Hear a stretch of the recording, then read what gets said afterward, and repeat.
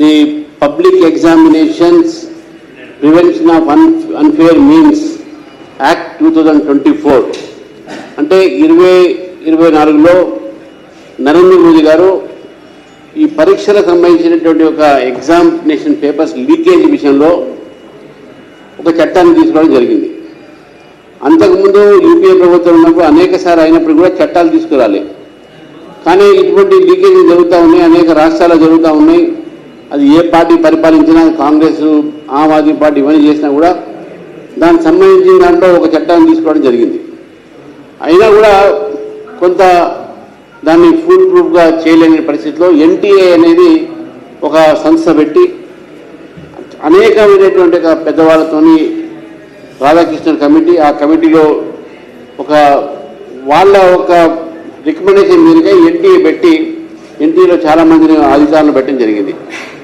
ఆ అధికారుల ఒక నిర్లక్ష్యం వలన ఇంకేదో కారణం వలన అయితే దాదాపు 47 మంది అధికారులని ఎన్టీఏని బదిలీ కూడా చేయడం జరిగింది.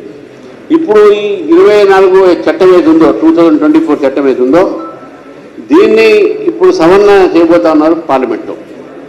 ఈ యొక్క సవరణ ప్రకారము వారికి ఎవరైతే చేస్తారో ఈ లీకేజ్ ఒక నీట్ ఎగ్జామినేషన్, పబ్లిక్ ఎగ్జామినేషన్ కాకుండా కూడా యూనియన్ పబ్లిక్ సర్వీస్ కమిషన్ నిర్వహించిన పరీక్ష, స్టాఫ్ సెలక్షన్ కమిషన్ నిర్వహించిన పరీక్ష, రైల్వే రిక్రూట్మెంట్ బోర్డు, అదేవిధంగా institute of banking personals, national testing agency, ఇవన్నీ కూడా ఏదైతే చేస్తున్నారో ఈ ఎగ్జామినేషన్ సంబంధించినటువంటి ఏ ఒక ఎగ్జామ్స్ అయినా సరే లీక్ అయితే దాని చట్టం ప్రకారము వాళ్లకు 10 సంవత్సరాల శిక్ష తప్పదు.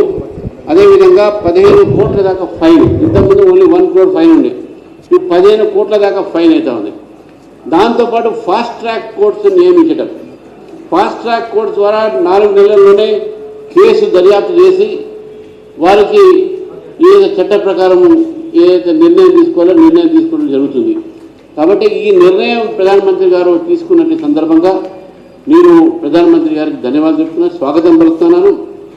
నిన్న మొన్న జరిగిన పరిణామాల్లో కూడా ఫస్ట్ టైం ఒక ప్రభుత్వము ఎవరైతే సమ్మె చేస్తున్నారో, ఆందోళన చేస్తున్నారో వాళ్ళతోని కూర్చొని మాట్లాడటము, చర్చలు జరపటము, చర్చల అనంతరం ఒక వాతావరణాన్ని, ఒక ఫ్రెండ్లీ వాతావరణాన్ని తీసుకురావటము, ఇవన్నీ కూడా జరిగినాయి.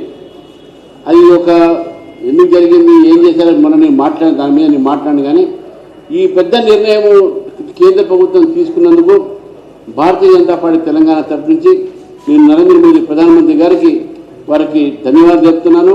వారి నిర్ణయాన్ని స్వాగతిస్తున్నాను. మన రాష్ట్ర యువత కూడా దీనికి తప్పకుండా స్వాగతం పలుకుతుందని చెప్పేసి కూడా ఈ సందర్భంగా నేను కోరుతా ఉన్నాను.